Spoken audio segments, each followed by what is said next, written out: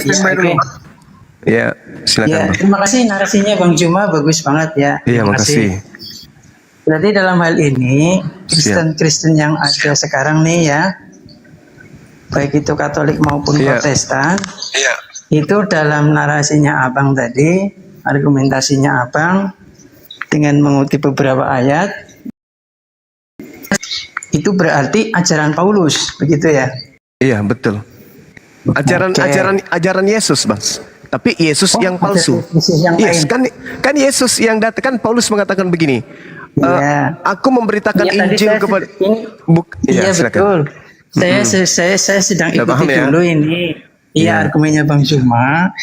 Berarti ini ajaran yang saya anut ini dalam pandangan Bang Juma dan rekan-rekan saudara-saudara muslim saya, ini sebagai ajaran Yesus, cuma Yesus yang lain itu ya. Pintar sekali Abang. Yang disampaikan keren.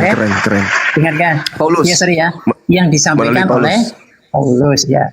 Oke. Berarti saya kalau ini saya sebut ajaran Paulus, boleh nggak? Boleh. Kalau kita sebut Rasul kan ya, dia, Rasul Paulus kan? Iya, ajaran Rasul Paulus. Rasulnya makhluk yang datang kepadanya mengaku Yesus itu. Ya, iya, betul lah betul. itu. Ya, oke, labelnya. Berarti ada ajaran Yesus yang original, ada ajaran Yesus yang dari Paulus, ya kan? Iya, betul. Nah, logikanya nih Bang, Abang mesti bisa mestinya nih mengungkap fakta bahwa ada perbedaan pendapat antara Paulus dan para rasul yang ada waktu itu mestinya. Artinya kan rasul tidak hanya Paulus aja nih. Di situ ada Petrus, ada Yohanes, ada Yakobus, gitu kan? Nah mestinya kan mereka bertentangan. Loh Paulus, lo kok ngajarin begini sih? Yesus lo kok begini? Nggak yang seperti kami beritakan? Kok beda? Kok ya Yesus udah ditangkap poinnya Bang. Kan udah ditangkap biar dijawab Bang Juma Bang. Udah ditangkap poinnya. Saya minta penjelasannya Bang Juma ini. Iya, Paulus penyakit sampar itu terus lanjut. Iya. Jadi gini. Berbicara mengenai murid Yesus. Kisah para pewarta 8 nomor 3. Tetapi Saulus berusaha membinasakan jemaat itu, dan ia memasuki rumah demi rumah dan menyeret laki-laki dan perempuan keluar dan menyerahkan mereka untuk dimasukkan ke dalam penjara. Galatia 1 nomor 13. Sebab kamu telah mendengar tentang hidupku dahulu dalam agama Yahudi, tanpa batas aku menganiaya jemaat Tuhan dan berusaha membinasakannya. 1 Korintus 19:9. Karena aku adalah yang paling hina dari semua rasul, bahkan tidak layak disebut rasul, sebab aku telah menganiaya jemaat Tuhan. Paulus ini sudah menganiaya murid-murid Yesus, Bang. Jadi yang Anda maksud murid Yesus yang tidak bertentangan itu adalah oknum lain, bukan murid Yesus. Lukas, Markus, penulis Matius, penulis Yohanes, Yakobus itu bukan murid Yesus lagi. Murid Yesus itu semuanya sudah teraniaya, sudah tersolimi, bahkan dipenjara dan seterusnya. Iya Bang, betul. Nah, itulah mestinya, dia. Ini nih, maaf ya saya potong penjelasan Abang. Saulus itu kan kalau dalam bahasanya Abang nih yang Muslim, itu kan artinya orang yang mu'alaf, artinya dia berbalik yang tadinya itu menentang kepercayaan yang dibawakan oleh Nabi Yesus. Dan Saulus ini juga membunuh beberapa jemaat, menganiaya jemaat. Nabi Yesus. Ya, karena untuk supaya masuk dalam artinya logika kaum Muslim, kan kaum Muslim menganggapnya hanya seorang nabi nih. Nah, saya ikuti dulu nih. Ya, karena Yesus memang mengatakan dirinya hanya nabi. Kalau saya bilang Tuhan Yesus nanti kan jadi itu tambahan Kristen itu. Lagi. Kalau saya bilang Nabi Yesus dah biar enak kan, sama-sama enak, satu frekuensi. Itu maksud saya. Gitu Bang. Jadi mestinya yang dianiaya itu kan itu murid-murid Yesus yang sudah percaya pada Yesus oleh Saulus waktu itu, namanya masih Saulus kan di narasi itu. Nah mestinya si Petrus, Yohanes kan masih hidup.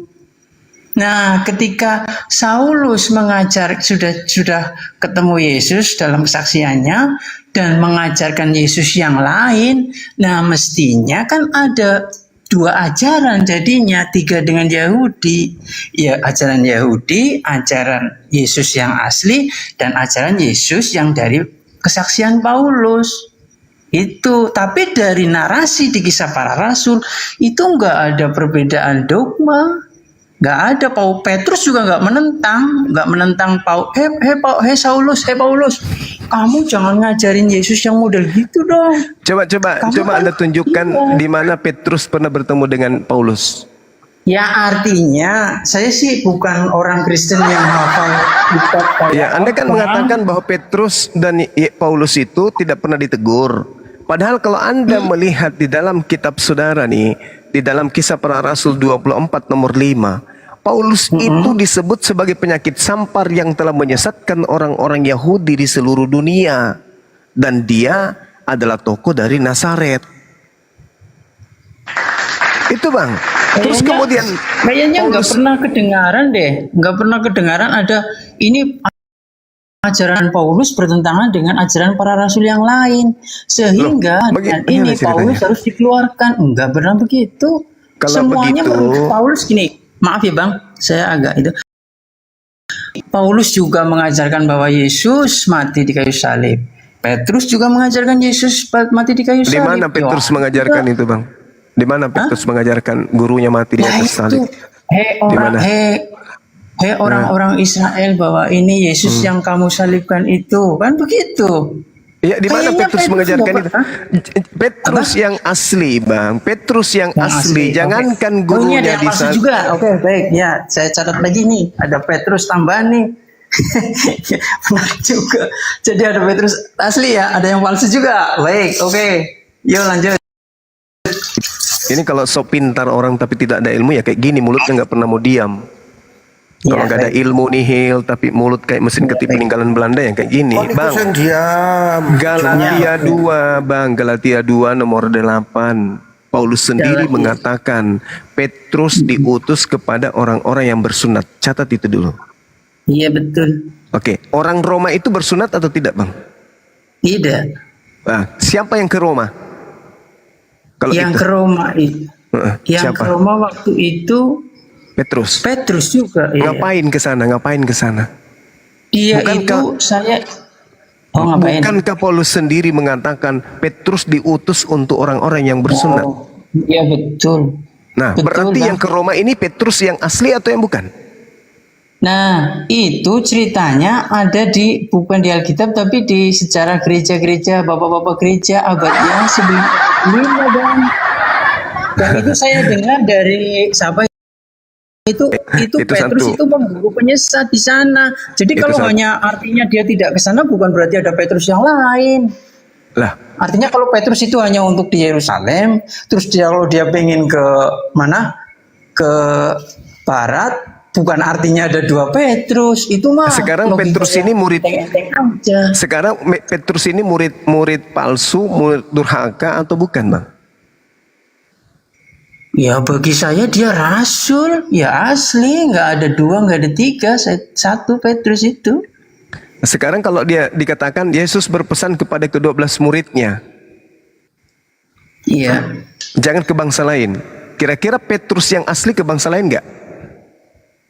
Nih, ya kalau hanya itu argumennya ya masih lemah lah, Bang. Saya kira sekarang saya tanya, kalau Petrus yang asli menerima amanat dari gurunya jangan ke bangsa lain, menurut saudara Petrus yang asli ke bangsa lain atau tidak?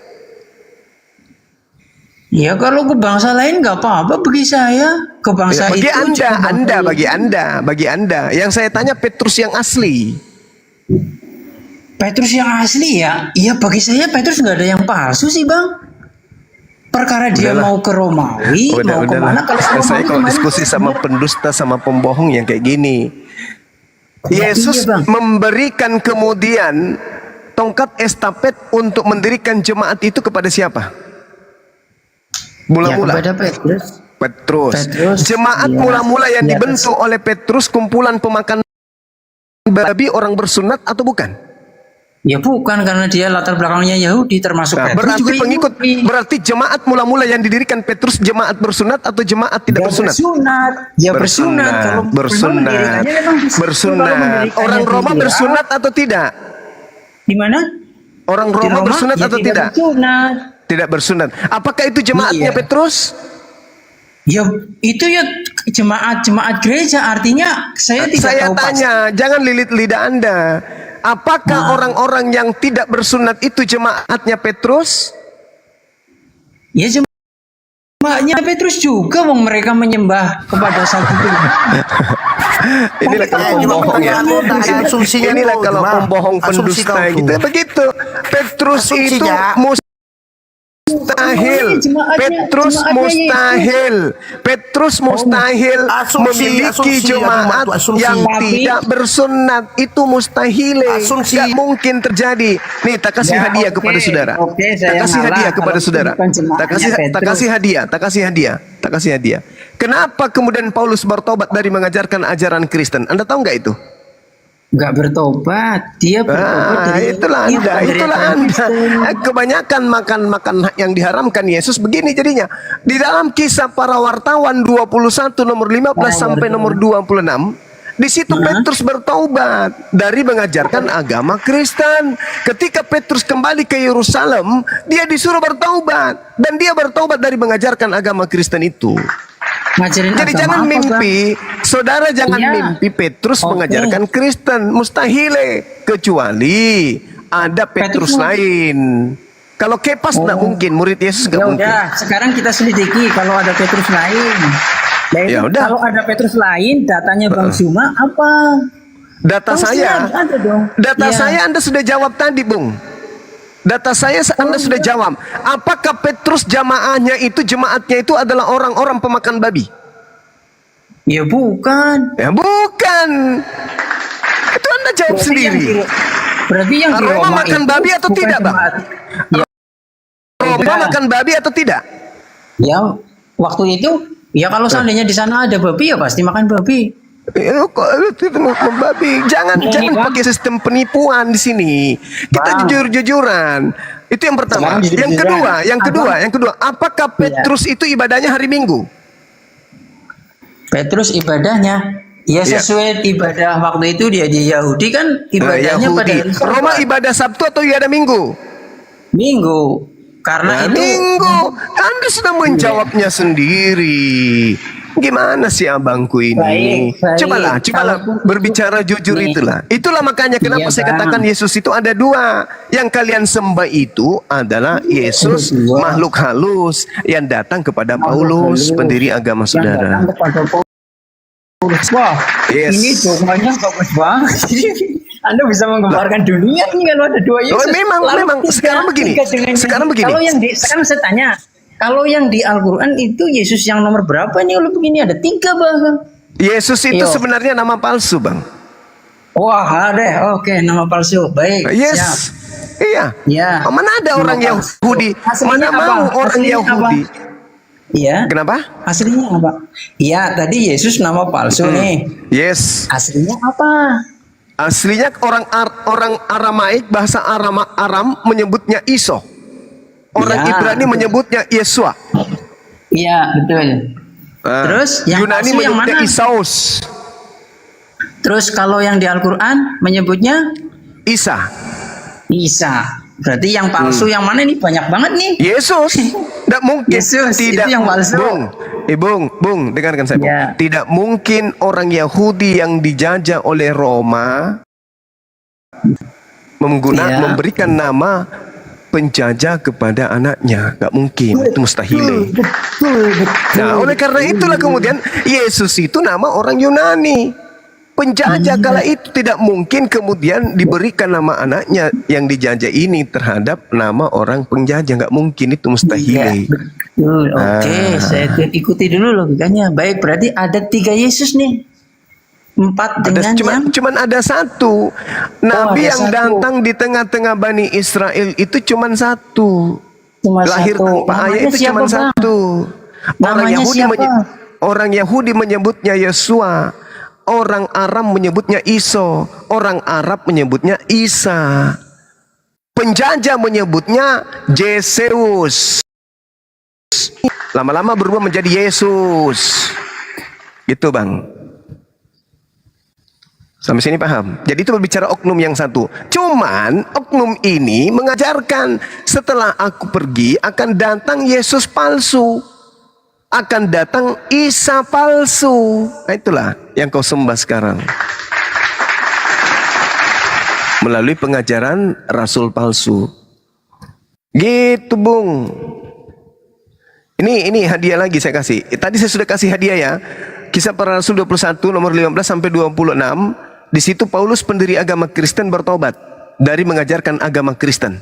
Catat itu. Saudara-saudara Kristen, pendeta atau apapun itu, catat itu. Ternyata Paulus bertobat. Paulus kemudian ketika dia bertobat, dia mentahirkan diri. Melakukan persembahan. Persembahan Yahudi itu pasti persembahan yang disampaikan oleh Yesus di dalam Matius 8 nomor 4. Pergilah, perlihatkanlah dirimu kepada imam. Berikanlah persembahan yang dipersembahkan, yang diperintahkan oleh Nabi Musa. Nabi Musa dalam imamat 1-2 diperintahkan mempersembahkan hewan, binatang, kurban. Berarti ketika Paulus kemudian mempersembahkan persembahan di dalam Kisah Para Rasul 21, Paulus mempersembahkan hewan kurban. Lalu sia-sialah pengorbanan Yesus di atas pohon. Ternyata Paulus bertobat lagi dari dosa-dosanya. Dia telah mengajarkan orang untuk makan babi, dia mengajarkan orang untuk makan darah, dia mengajarkan orang untuk tidak bersunat. Begitu kembali ke Yerusalem, ternyata dia kemudian bertobat dari pengajaran tersebut. Coba Anda baca tuh. Nah, kemudian ini hadiah yang kedua. Di dalam kisah Pewarta 1 nomor 11, di situ malaikat berkata, malaikatnya berkata apa? Yesus yang kalian lihat terangkat ke langit akan datang untuk kedua kalinya sama seperti kalian melihat dia ke langit. Ketika dia naik ke langit, dia lengkap dengan jasadnya. Ketika dia turun untuk kedua kalinya, lengkap dengan jasadnya. Yang datang kepada Paulus tidak ada jasad, hanya cahaya dan suara. Itu siapa? Dan Paulus mengatakan di dalam Galatia 1, jelas dia mengatakan bahwasanya aku menerima Injil bukan dari manusia. Berarti bukan dari Yesus. Gitu Bang ya. Galatia 1 nomor 11. Sebab aku menegaskan kepadamu saudara-saudaraku bahwa Injil yang kuberitakan itu bukan Injil manusia. Yesus manusia. Berarti bukan dari Yesus yang asli, tapi dari Yesus yang berbentuk roh. Tuh, karena dia mengatakan karena aku bukan menerima dari manusia dan bukan manusia yang mengajarkan kepadaku, tetapi aku menerimanya oleh pernyataan Yesus Kristus. Yesus Kristus itu manusia yang asli. Tetapi dia mengaku aku menerima Injil bukan dari manusia, berarti bukan dari Yesus asli. Tapi aku menerima dari pernyataan Yesus Kristus yang bukan manusia. Nah, apa itu? Paulus menerima dari mana? Dari makhluk yang bukan manusia yang mengaku Yesus Kristus. Itulah yang kamu sembah Bang.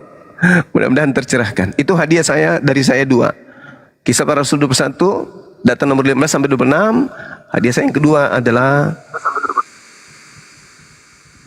Kisah Para Rasul 1 nomor 11. Terima kasih Bang pencerahannya. Iya. Terima kasih pencerahannya Bang. Boleh jawab gak nih? Iya silakan. Oh iya baik. Ya. Terima kasih Bang Juma yang cerdas dan smart. Aduh saya merasa tersanjung ini. Hebat banget Bang Juma, cerdas. Suaranya juga bagus. Cuma saya nggak pernah lihat yang nggak pakai masker jadi gitu. Ya oke baik. Terima kasih. Terima kasih. Ya lanjut ya. Ini Bang, ketika Abang ngutip Kristen pemakan babi, pemakan bangkai, pemakan darah lah, Abang kurang adilnya gini, nggak pernah ngutip Yesus yang bilang begini nih, bukan yang masuk ke mulut yang membuat orang itu najis, tetapi yang keluar dari mulut. Nah ini Abang nggak pernah, coba sewaktu-waktu Abang jelasin deh ini biar kita juga ikut tercerahkan. Itu satu nih. Kedua, ini saya juga memahami lah kalau sedikit kesulitan dalam memahami memaknai Yesus itu sebagai sebagai Tuhan yang disembah itu. Karena tadinya saya juga hampir mualaf itu. Tapi setelah saya berteologi bersama ortodok, wah semua kejawab semua. Jadi yang saya tahu dari dulu nih Bang, memang Yesus itu memiliki dua artinya dia insani, dia juga ilahi. Ini yang tidak diajarkan di Kristen Protestan. Itu. Tapi ketika saya memahami Yesus Kristus itu memiliki kodrat insani dan memiliki kodrat ilahi, saya baru paham. Artinya ketika saya mengatakan Yesus Tuhan, dalam artian orang Muslim kan berarti Tuhan yang Maha Esa nih. Itu bukan tubuh fisiknya Yesus yang bisa lapar, Yesus yang lemah, Yesus yang artinya kelelahan, Yesus yang mati. Artinya Yesus yang adalah kalam Allah, yang adalah firman Allah, maksud saya begitu Bang. Jadi boleh nggak Anda tunjukkan kepada saya 0,1% sisi keilahian Yesus? Ada nggak? Sekarang saya tanya Abang, Bang, yang bisa mengampuni dosa itu Allah apa manusia Bang? Yesus tidak pernah mengatakan dosamu telah aku ampuni. Oh ada ayatnya Bang. Silakan Anda tunjukkan kepada saya. Hei anakku. Ya silakan tunjukkan. Di mana tertulis? Ya nanti nih saya lagi cari dulu. Dosamu telah diampuni Bang, bukan dosamu telah aku ampuni. Aduh, iya, coba nih. Ada nanti Bang. Terus lagi ya. Terus lagi. Nggak ada dalilnya kan? Ada lewat. Bang, ada Bang. Tunjukkan dalilnya Bang.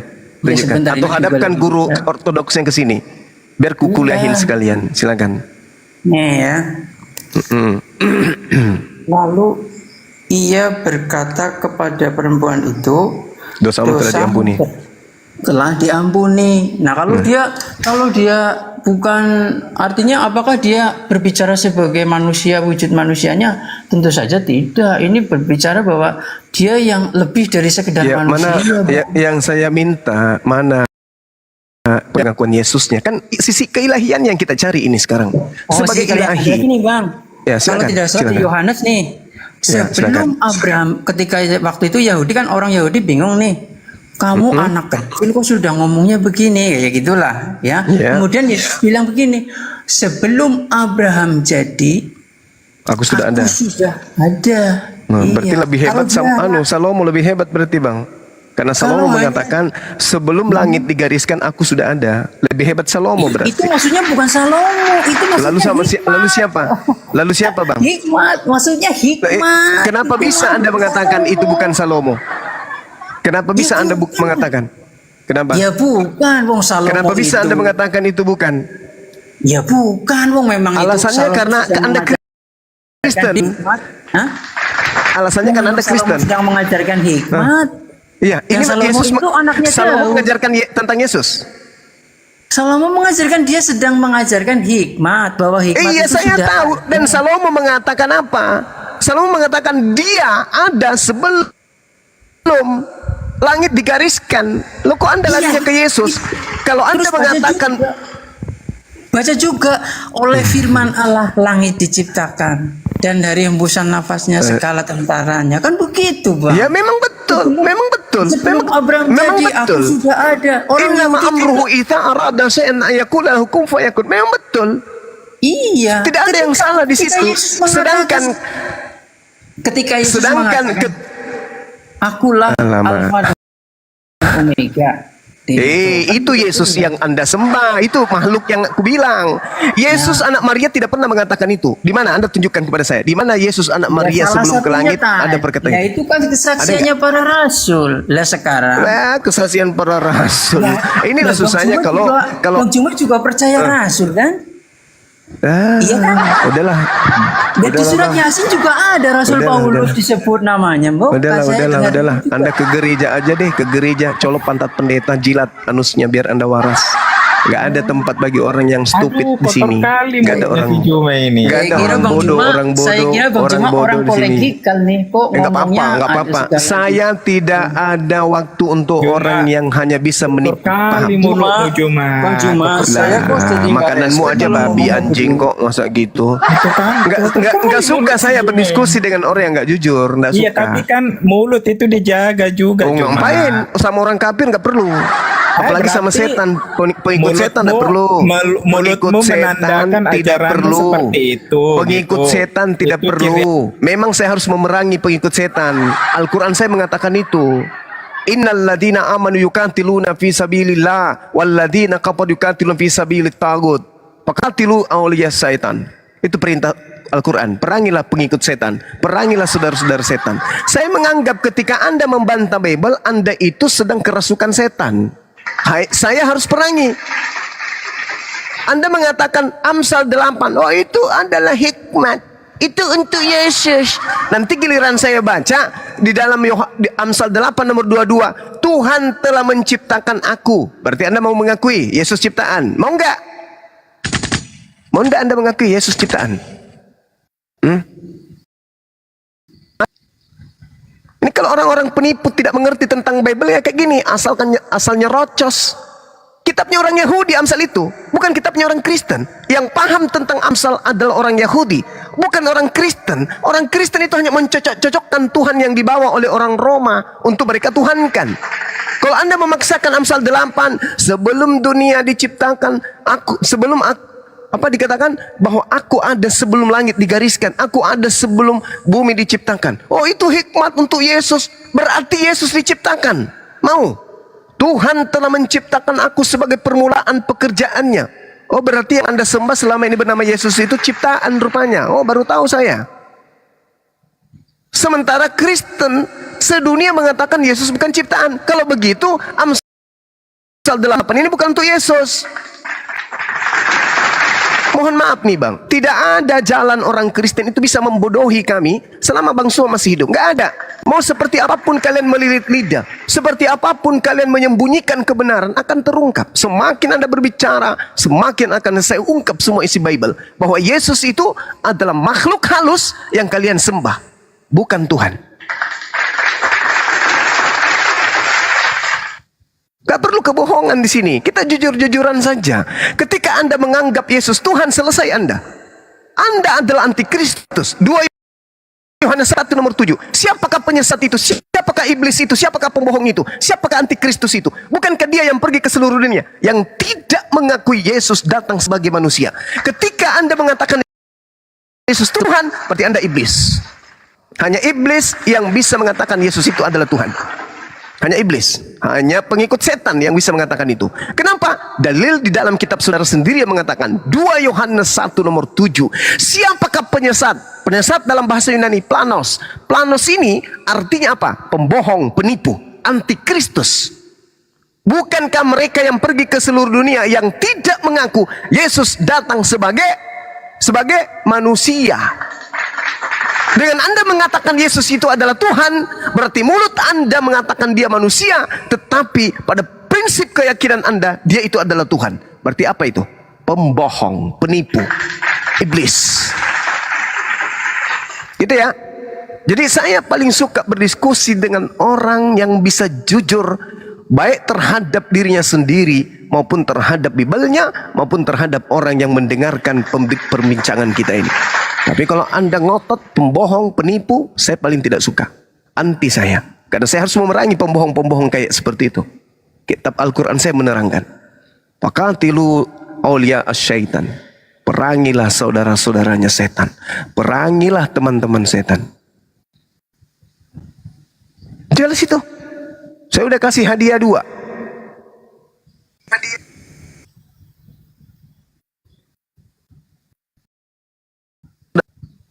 Oke, silakan kalau Anda masih mau berdiskusi. Ya, Silakan. saya selalu baik ya. Terima kasih dikasih kesempatan lagi, Bang. Iya. Izin ya. Ya, tadi saya lanjut nih, Bang. Maaf ya. Jadi Yesus itu yang kami sembah itu pada dasarnya ada dua kodrat ilahi dan kodrat insani. Sampai di sini dulu, Bang. Yang ngajarin itu siapa, Dua Bang? nih. Yang ngajarin siapa? Hah? Yang ngajarin siapa? Yang ngajarin ya bapak-bapak gereja, Bang. Bagus. Kayak Abang percaya sama para sahabat. Sekarang percaya sama begini. tabi'in. Sekarang begini, Bang. Ya. Di dalam Yohanes Nah, saya 3 baru nomor mau 16 ngomong. enggak, karena Anda Dipotong membohong. Sekarang begini, yang Itu kan harus klaim, dipercaya, itu kan dengar. klaim. Yang Itu harus kan dipercaya klaim. Bapak, yang harus dipercaya Ya, Pak. berdasarkan Bible, Yesus atau Bapak gereja?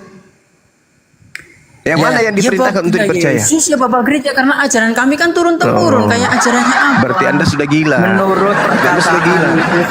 Berarti Anda sudah gila. Anda menyamakan antara Yesus dengan Bapak gereja. Ajaran itu turun temurun. Yang mau Abang tahu yang nih, diperintahkan. Abang tahu Al-Quran itu Yang kan diperintahkan dari para untuk sahabat, dari para kiai, dari yang para diperintahkan ulama. untuk dipercaya, yang diperintahkan untuk dipercaya Yesus atau bapak-bapak gereja. Ajaran bapak-bapak gereja yang diterima dari Yesus. Sama Coba juga Anda tunjukkan ajaran para kepada saya. sahabat Coba yang diterima Anda dari tunjuk. Muhammad. Hah? Coba Anda tunjukkan kepada saya. Yesus mengajarkan seperti yang diajarkan oleh bapak-bapak gereja. Coba Anda ajarkan kepada saya. Di mana Ya, Yesus contoh. mengajarkan itu? Bahwa Ya, Yesus contoh memiliki dua nantung. Misalkan nih, yang abang nggak berani ngutip nih ya. Bukan yang masuk ke mulut yang membuat orang itu najis. Iya. Tapi yang keluar dari mulut. Izinkan saya mewaraskan Anda. Izinkan saya mewaraskan Anda Matius 12 yang Anda Baik. sebutkan tadi. Ini saya Oke. baru ngomong beberapa patah udah dipotong lagi ya, silakan karena ini Anda tidak room punya yang- ilmu soalnya. Iya. Anda hanya berdoktrin di sini. Anda diam. Ya. Ambil pulpen, Oke. catat. Oke. Siap. Matius 12, dengarkan Siap. saya baik-baik. Ya. Dengarkan saya baik-baik. Pada Baik, waktu itu, pada hari Sabat, Yesus berjalan di ladang gandum. Karena lapar, murid-muridnya memetik bulir gandum. Ingat ya. Bukan dikatakan karena lapar, murid-muridnya menangkap babi, lalu memasak babi tersebut menjadi kolak. Enggak ya. Tapi yang Ya. dipetik di sini bulir gandum dan memakannya. Satu. Ketika kemudian orang-orang Farisi melihatnya, berkata orang-orang Farisi kepadanya, lihatlah murid-muridmu berbuat sesuatu yang tidak dibolehkan pada hari Sabat. Apa itu? Makan babi atau metik gandum? Metik gandum. Metik gandum. Bukan babi ya? Bukan babi ya? Bukan. Tetapi jawab Yesus kepada mereka, tidakkah kamu baca apa yang dilakukan Daud ketika ia dan mereka mengikutinya lapar? Bagaimana ia masuk ke dalam rumah Elohim dan bagaimana mereka makan roti sajian yang tidak boleh dimakan, baiklah olehnya maupun oleh mereka yang mengikutinya, kecuali oleh imam-imam. Atau tidakkah kamu baca dalam kitab Taurat bahwa pada hari Sabat imam-imam melanggar hukum Sabat di bait Elohim namun tidak bersalah? Aku berkata kepadamu, di sini ada yang melebihi bait Elohim. Jika memang kamu mengerti maksud firman ini, yang kukehendaki adalah belas kasihan dan bukan persembahan. Karena Yesus melebihi Elohim, Bang. Iya nggak, Bang? Orang gila ini. Elohim menurut saudara punya kutanya dulu kau. Elohim punya nonot Iya, nggak? baik. Punya apa? Punya nonot. Ya, itu kan kemanusiaan Yesus yang punya. Nah sekarang yang saya tanya, mana sisi keilahian yang Anda katakan tadi, dua kodrat pengakuan Yesusnya mana? Sebelum Abraham jadi, aku adalah. Kan saya sudah jawab itu, Bahlul. Amsal 8. Salomo mengatakan bahwasanya dia ada sebelum langit digariskan, Bahlul. Salomo bisa mengampuni dosa enggak? Kenapa Salomo enggak ngomong? Dosamu sudah diampuni. Emang Salomo diajarkan kemudian di dalam Bible itu berinteraksi dengan orang lain? Ada yang perempuan yang berzina didatangkan kepada Salomo, ada? Raja. Ya baiklah. Ya, ada nggak diceritakan? Ada tidak diceritakan di situ Salomo didatangkan perempuan yang berzina? Ada nggak? Salomo kan bukan di Mesias, Bang. Dalam ajaran Yahudi pun Salomo itu raja. Kalau di Al-Quran dia nabi juga. Udah kau turun aja. Ntar dulu, Bang, Kau turun jangan aja. turun, Kau gua ajar dulu nabi, kau itu. kali. Kau turun Iya, bro, Bang. makan babi, laknat. Jangan dulu, Laknat dulu biadab. gue nanya satu pertanyaan sama dia. Udah, anjing kayak gitu ngapain dipelihara? Enggak ada ilmu. Di Matius 12 itu ya, di Matius 12 ini ya, pemakan babi dengarkan. Di Matius 12 itu tidak ada bahas tentang makan babi. Itu membahas tentang bulir gandum yang dipetik pada hari Sabat dan mereka sedang lapar, dan ini permasalahannya karena tidak cuci tangan. Bukan masalah babi. Maka Yesus mengatakan masuk ke dalam mulut. Bukan yang mengharamkan, yang menajiskan, tapi yang keluar. Artinya tidak ada sedikit pun menyentuh halal haramnya babi. Karena kalian pengikut setan, larinya ke babi. Karena kalian suka makan babi yang haram-haram. Sama seperti setan yang merasuki Adam. Paham? Matius 12 tidak sedang menghalalkan babi. Ajaran Yesus di dalam Lukas 16 nomor 17, lebih mudah langit dan bumi lenyap daripada setitik daripada hukum Taurat itu batal. Jadi haramnya babi tidak bisa batal. Lebih mudah langit bumi lenyap daripada babi yang haram menjadi halal. Paham? Matius 5 nomor 19. Apa yang dikatakan oleh Yesus di sana? Barang siapa yang menghalalkan babi lalu mengajarkan kepada orang lain, maka dia akan menempati tempat terhina di dalam kerajaan langit. Paham ya? Barang siapa yang meniadakan setitik pun dari hukum Taurat, meskipun yang paling terkecil. Haramnya babi itu bukan hal kecil, itu adalah hal besar. Karena haram itu bagimu, maka sesuatu yang haram dalam hukum Taurat itu adalah hal yang besar sekali. Kata Yesus, barang siapa yang meniadakan hukum Taurat meskipun yang paling terkecil. Sedangkan haramnya babi itu bukan hal yang kecil, itu adalah hal yang besar. Maka dia akan menempati tempat terendah. Orang Kristen makan babi karena orang Kristen ini bukan pengikut Yesus.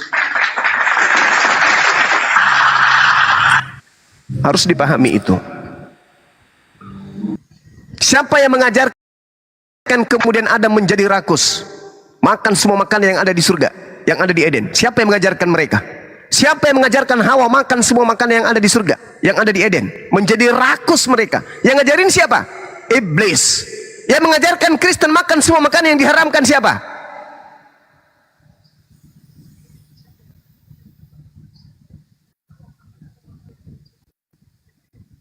Ibrani 6 nomor 1, Filipi 3 nomor 5, nomor 6, nomor 7. Tuh, Kolose 2. Jelas itu.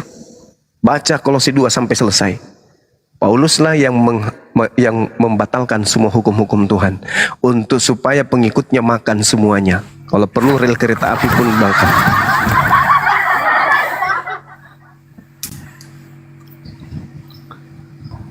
Oke. Kucing, silakan kucing. Dari tadi dia pengen kali nih. Katanya dia mau kasih satu pertanyaan. Silakan, pertanyaannya apa? Kucing. Ya, Ingat jangan ya, makan kucing juga. yang menghalalkan sebuah makanan itu hanya setan.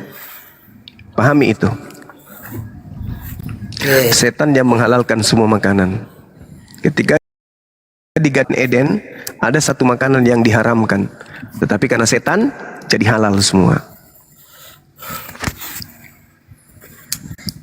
Nah, di dunia kembali lagi ada lagi makhluk yang menghalalkan semua makanan yang diharamkan. Tambahin sedikit lagi. Iya, silakan. Jadi kalau permasalahan cuci tangan itu tujuannya untuk menghalalkan babi, karena menurut Yesus bukan setiap yang masuk ke mulut yang najis, melainkan yang keluar dan dibuang di jamban, itulah yang menajiskan. Apakah setelah Yesus ngomong begitu para murid itu rakus pemakan babi? Enggak. Ternyata tidak. Bagaimana kita bisa membuktikan bahwa para murid itu tidak makan babi? Lihat di Kisah Para Rasul 10 ayat 10, ketika Petrus melihat kain yang turun dari langit, di mana di dalam kain itu terdapat binatang-binatang yang dinajiskan yang berkaki 4. Lalu apa jawab suara itu? Makanlah itu, hei Petrus. Apa kata Petrus? Oh tidak Tuhan. Aku tidak pernah menajiskan diriku dengan makan makanan yang haram. Kan jelas.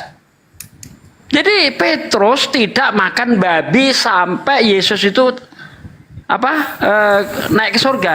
Itu nggak ada makan babi. Itu bukti bahwa Yesus ngomong begitu tidak dipahami oleh para murid bahwa babi jadi halal. Nggak. Itu fakta Petrus itu. Ya, dari kasus Petrus kita sudah tahu dari itu semua. Nah, lalu siapa yang ngomong itu? Nah, kita lihat apa yang dikatakan Yesus di dalam Yohanes 5 ayat 37. Dia yang mengutus aku, yang bersaksi tentang aku, suaranya tidak pernah kamu dengar, rupanya tidak pernah kamu lihat. Lah ini ada suara yang menyuruh Petrus makan binatang haram. Jelas ini adalah perbuatan iblis. Begitu Bang Jemaah. Lanjut. Iya, Masya Allah. Selamat malam Bang Juma. Malam Mas. Piye kabare Mas Kucing? Yo api-api ae. Iki dari Alhamdulillah. Lumajang iki. Aku arep nanya satu Bang Juma. Iya. Iki ngomongnya nang Alkitab, tapi iki nang Al-Qur'an boleh ndak tanya tentang Al-Qur'an? Boleh. Yang penting ada akalnya dibawa. Oke, pasti wes akal itu pasti. Yoi. Nang surat Maryam iki kan jare sampean kan Isa sama Yesus itu kan beda kan? Iki nang surat Maryam ayat 33 itu loh, coba sampean baca. Kan Yesus wafat itu. Yesus wafat. Nabi Isa semasa ia hidup wafat dan dibangkitkan. Berarti nang Al-Qur'an iki percaya Yesus itu wafat, mati maksudnya. Bangkit. Iya itu maksudnya, Mas. Oke. Silakan. Oke. Di situ Nabi Isa alaihissalam sedang menyatakan dirinya berdoa dan berharap kepada Tuhan. Di situ dia masih dalam keadaan bayi dia. Dalam keadaan bayi. Jelas sekali bahwa ketika dia berdoa dan menyatakan dirinya kepada Bani Israel, "Inni Abdullah antani al-kitab wa ja'alani nabiyyan." Beliau masih dalam ayunan. Sehingga ketika dia mengatakan assalamu alayya, semoga kesejahteraan dilimpahkan kepadaku, itu doa. Pada saat aku dilahirkan, pada saat aku diwafatkan, pada hari aku dibangkitkan hidup kembali. Wafat yang dimaksud di sini adalah meninggal dunia, terpisahnya antara jasad dan ruh. Sedangkan Nabi Isa sekarang dengan jasadnya belum terpisah, berarti belum wafat.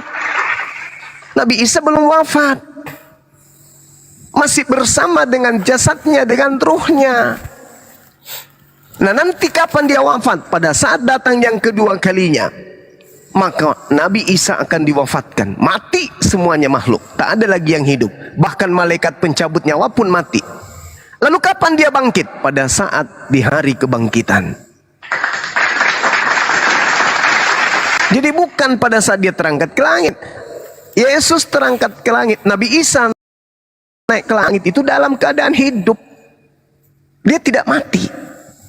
Nah, yang Anda harus pahami, coba Anda lihat di dalam Al-Quran surah Al-Ma'idah ayat 117. Kata Tuhan kemudian, kata Allah kemudian di sana, dan yang kemudian disampaikan oleh Allah kepada Nabi Muhammad SAW. Ada kata tawaffaitani, dari akar kata wafa, wafi, aufa, yang artinya memelihara.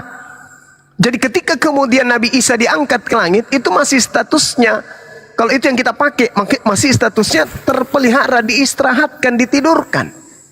Sedangkan yang dikatakan dengan kematian yang asli, kematian yang asli, itu pada saat dia datang yang kedua kalinya. Kiamat dunia ini, Nabi Isa pun ikut wafat, meninggal dunia.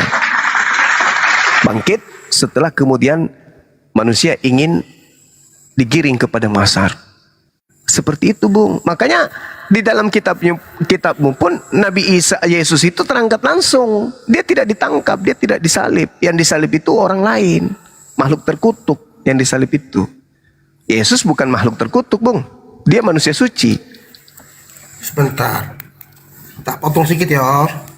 Yo. Kalau sampean bilang nang salib iku manusia terkutuk, sebelum Yesus mati itu dia berkata kepada berdoa kepada Elohim, ya Bapa, ke dalam tanganmu ku serahkan jiwa dan ragaku. Ampunilah mereka ya Bapa, karena mereka tidak tahu apa yang mereka berbuat. Masa Lalu? orang terkutuk bisa berdoa gitu, Pak? Lah, justru karena itu dia bukan yang disalib. Cerdasnya Anda. Karena Yesus itu tidak terkutuk, makanya bukan dia yang disalib. Yang disalib itu adalah orang yang makan suap. Mana dalilnya? Ulangan 27 nomor 25. Yang dikutuk itu, yang disalib itu adalah yang makan suap. Siapa yang makan suap? Yesus atau Yudas? Yudas. Yudas. Jadi yang disalib itu adalah Yudas. Yang terkutuk itu Yudas. Dialah yang Anda sembah. Ada satu lagi Bang Juma. Ya. Waktu Yesus disalib itu kan ada 3 salib. Kiri kanan itu ada orang, ada penyamun, penjahat di sebelah kanannya, di sebelah kirinya juga penjahat. Yesus di tengah-tengahnya.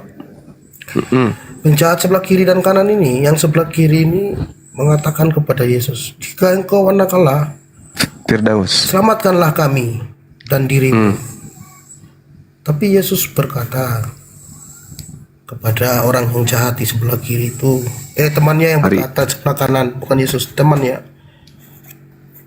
kamu tidak malu ya, kamu yang berdosa itu pantas, kamu tuh penjahat, pantas disalib. Tapi Yesus si orang tidak berdosa, dia tak pantas disalib. Terus Yesus berkata kepada orang di sebelah kanannya, sekarang pun juga setelah mayatmu, setelah engkau meninggal, kita akan bersama-sama di Taman Eden di surga.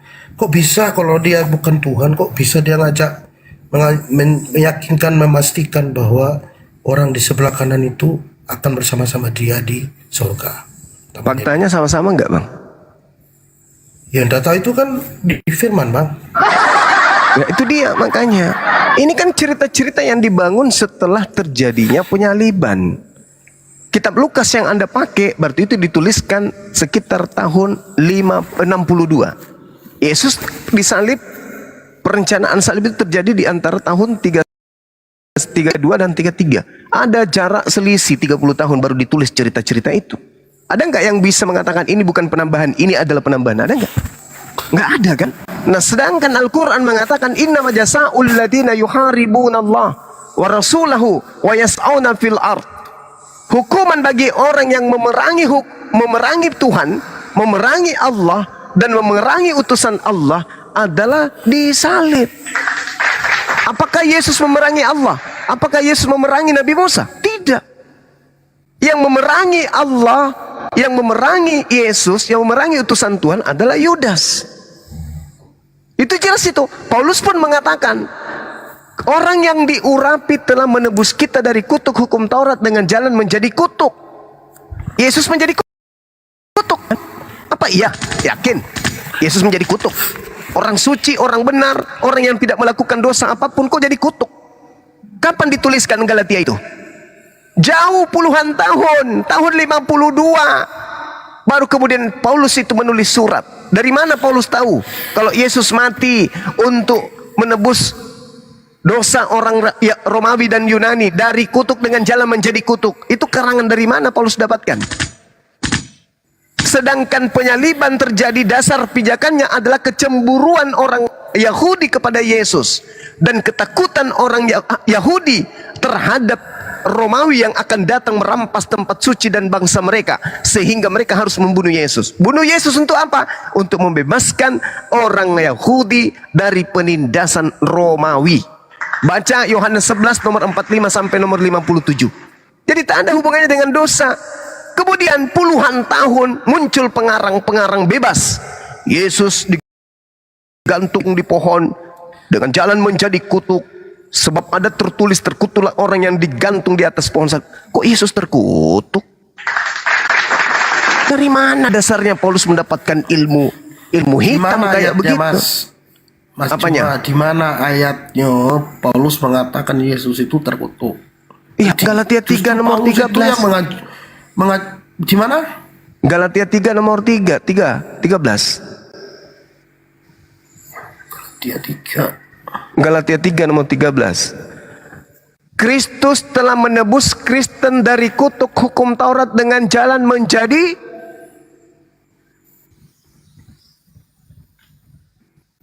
Menjadi apa? Menjadi kutuk. Kejam kali lah Paulus ini ngarang-ngarang cerita hitam kayak begitu. Yesus itu manusia suci. Jangan karena ingin jempol dari penjajah, pemakan babi dan pemakan makanan yang diharamkan oleh Torah, sampai dia ngarang cerita yang tidak sesuai dengan ajaran Tuhan. Bagaimana ceritanya? Hukum Tuhan ingin dihapuskan dengan mengorbankan manusia di atas pohon. Gimana ceritanya? Ilmu dari mana itu, Bang? Sedangkan orang Yahudi menghapuskan dosa dengan binatang, bukan dengan manusia. Yang minta persembahan manusia itu hanya dewa Molok. Imamat 1 nomor 2 beritakan, sampaikan, ajarkan kepada orang Yahudi, Bani Israel, ketika mereka hendak mempersembahkan persembahan kurban penebus kepada Tuhan, ajarlah mereka mengorbankan hewan ternak berupa domba, kambing, sapi, lembu. Tak boleh kemudian menggunakan manusia. Haram hukumnya. Itu dilarang oleh Elohim. Dan tanganku sendiri yang akan menghukum orang-orang yang mempersembahkan anak manusia kepada dewa Molok. Tuh. Bukan dewa, Mas. Tidak ada yang sembah dewa. Sampean itu. Lah, kalian menyembah Theos. Theos itu apa? Kami Theos menyembah itu Yesus, yaitu Nabi Isa yang kamu ada di kitab dalam buku. Kenapa Anda menyembah dewa? Yang Anda sembah itu bukan Nabi Isa. Yang Anda sembah itu adalah iblis yang mengaku-ngaku sebagai Nabi Isa. Lu kok ngawur pula? Yesus berkata apa? Lukas 21 nomor 8. Waspadalah kepada penyesat yang datang kepadamu dengan memakai nama Yesus dan berkata, akulah Yesus. Waktunya sudah dekat, jangan kamu percaya. Nah, ada enggak penyesat datang mengaku Yesus? Atau ada enggak malaikat datang mengaku Yesus? Ada. Kepada siapa? Pada Paulus. Tertulis di mana? Kisah Para Rasul 22, Kisah Para Rasul 9. Akulah Yesus yang kau aniaya. Nah, itu siapa ngaku Yesus itu? Siapa itu? Siapa itu, Bang? Ya, aku tuh catat semua yang sampean sebut tadi itu ayat-ayat, nanti besok tak golek inang. Ya, silakan. Kalau keliru ndak bener ya berarti sampean itu bohong dulu. Kalau benar? Ya catat dulu. Ini udah seperti inang kayak ini semalam. Kita cari besok. Seperti supaya itu dua Yohanes sebenarnya ada catat kok. Ya, silakan. Kisah Para Rasul 9 nomor 3. Kitab Loh, Markus 14 nomor 11 itu apa, Rek? Markus 14. Markus ya? Akhi. Markus 14. Bukan Markus ya? Ya coba Lukas ya? baca. Nanti saya Lukas. dulu.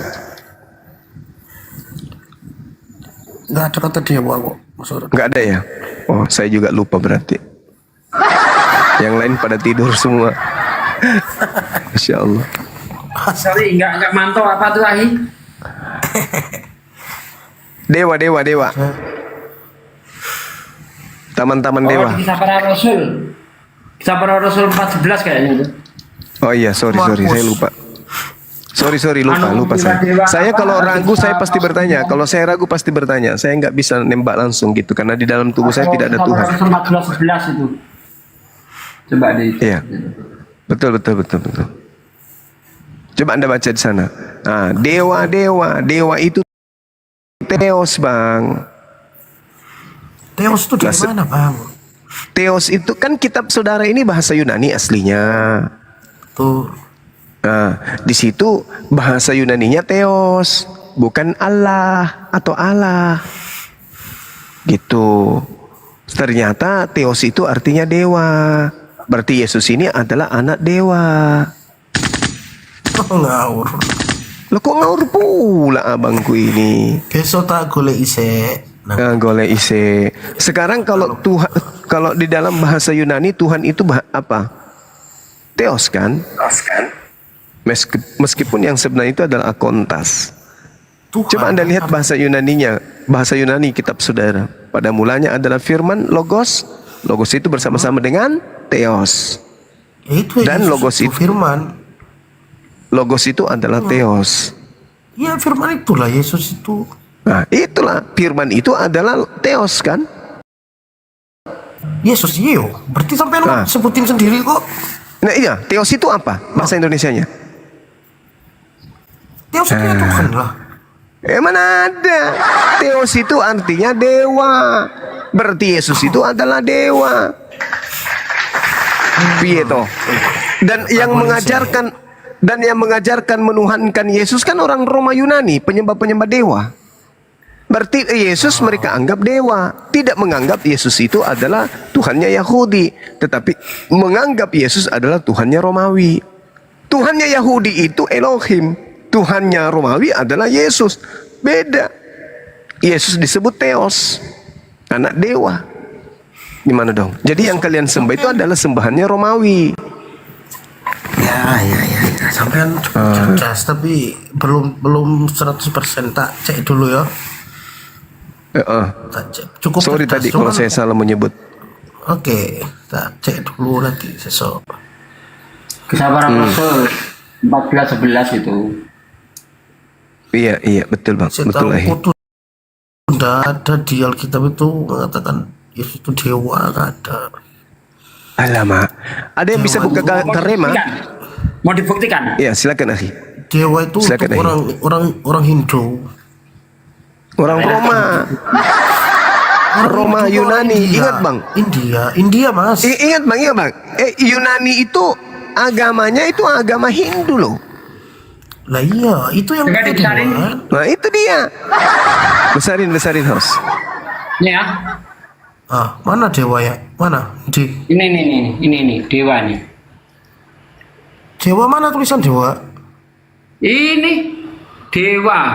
Dewa-dewa telah turun ke tengah-tengah kita.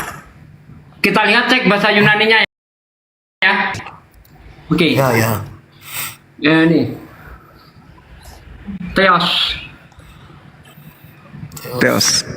Kisah para Rasul tuh. Theos. Apa Theos? Theos. Dewa. Nah sekarang masuk ke ini, akhi, ke Yohanes 1 nomor 1. Theos nggak di situ? Di Theos paralelnya. arche en hologos en prostonteon kai hologos Theos. Theos. Berarti dewa. Yesus itu dewa. Gimana dong? Kalian nyembah dewa. Nah, iya yang mengatakan ini kan Paulus, bukan murid-muridnya mas. Oh pore. Yesus di Yohanes 1 nomor 1 itu disebut sebagai anak Theos, anak dewa. Piye toh? Yohanes 1. Ya. Sampean bolehlah aku tak ini dulu saya kulik. Nah, Kolose 2 nomor 6 nomor 7 8 dewa menjadi manusia. Namanya Yesus. Piye toh? Jadi sampean itu menyembahnya dewa. Tidak mungkin. Aku ini majelis gereja. Jadi aku ini mau majelis gereja, mau mimbar gereja, yang jelas nyembah Yesus itu yang nyembah dewa toh. yo rasa kok dewa. Saya tahu itu Yesus sama Nabi Isa itu sama podo wae sama. Iya podo wae ketika Yesus Nabi Injil.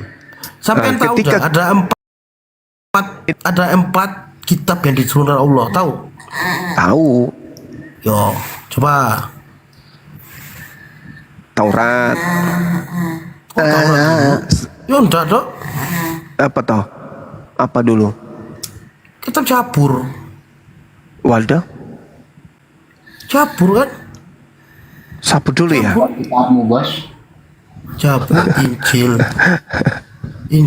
Jabur, Taurat, Injil, baru Al-Quran. Oh gitu toh. Yang diakui. Sekarek mula. Berarti sampean mengakui Injil itu dari Nabi Isa kan?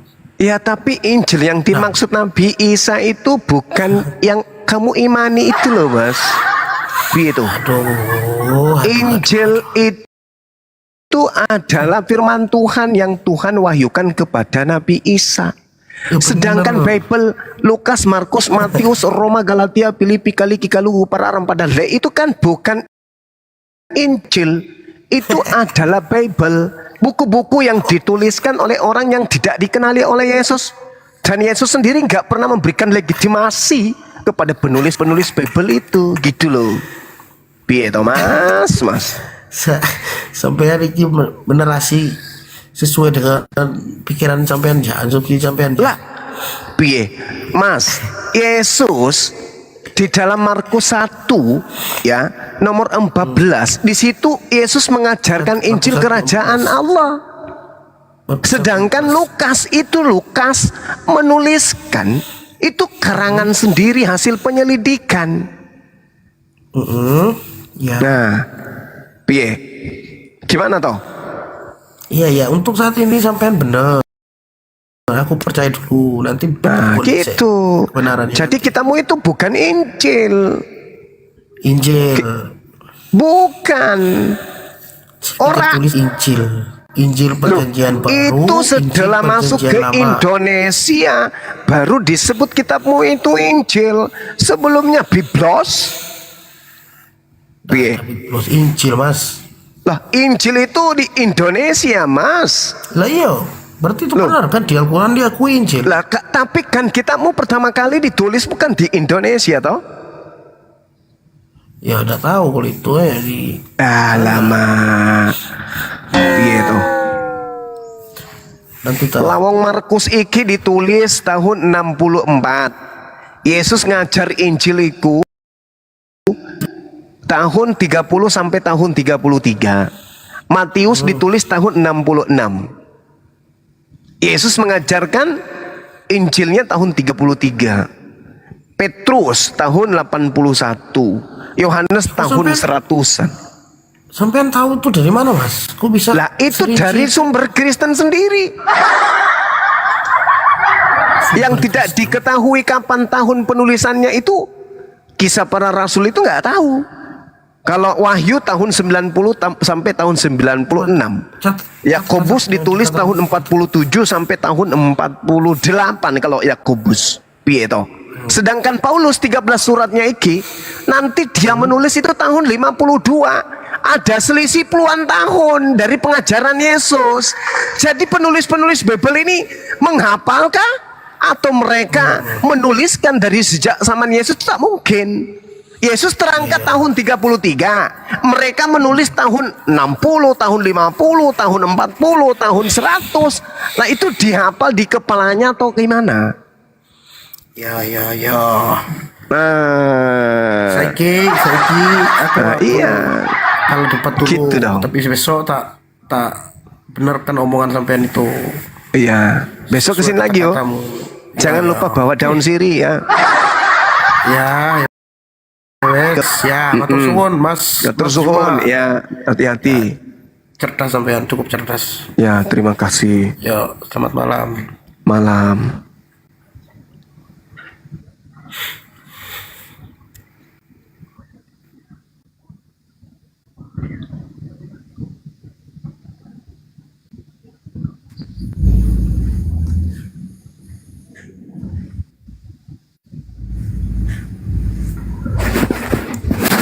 Oke Thomas.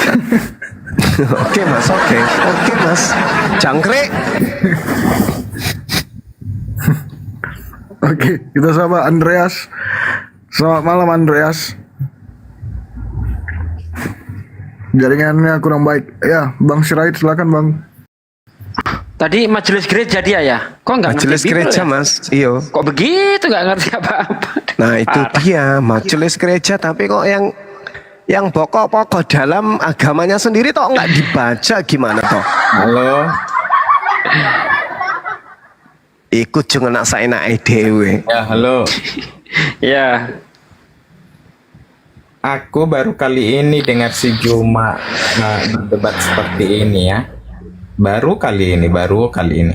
Karena saya juga baru ada akun TikTok. Baru kali ini. Akun TikTok. Tapi sejauh ini yang saya baru ya dengar iyalah. omongan si Juma Coba mengikuti 15 tahun yang lalu. Dengar. Saya hanya baru kali ini dengar Juma ngomong, tapi ngarang ngidul, tidak ada komitmen dia dengan ucapannya.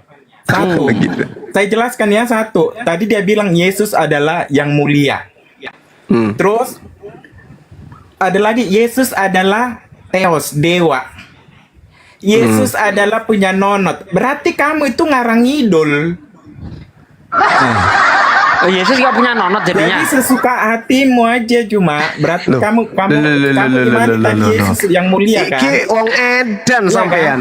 Makanya Gimana toh?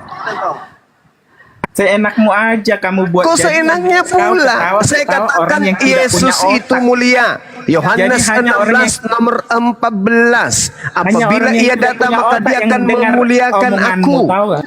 Yesus Gantian, orang Bang Raid, suci, gantian. Kisah Para Rasul Silakan. 4 Gantian Bang nomor Raid. 30. Yesus Tiga. adalah hamba Tuhan yang suci. Yesus punya nonot. yang ngarang Lukas 2. Yang dengar dia orang bodoh semua. Ya Udah turun, nggak mau dengar, nggak mau diskusi dengar, turun. Gimana tuh Mas? Udah, kalau nggak mau Mas. diskusi turun. Lawang di kitabnya mengatakan itu. Kok aku pula yang kau bilang ngawur gimana toh? Aku benci semua, biarin aja, emang gue urusin. Aku mau Dia nolak tulis, Yesus punya nonot gitu. Ah, parah ini kalau nolak ini. Jadi Yesus itu laki-laki tanpa nonot maksudmu gitu? Parah ya, aduh.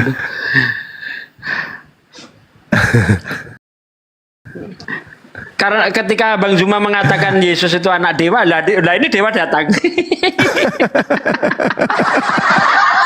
Bukan kamu Bang Dewa, ngapain GR naik? Kalau dewa yang ini dewa pemakan kutu. Rambutnya nggak pernah disampoin. Kutu kupret bang, kutu kupret. Kupret.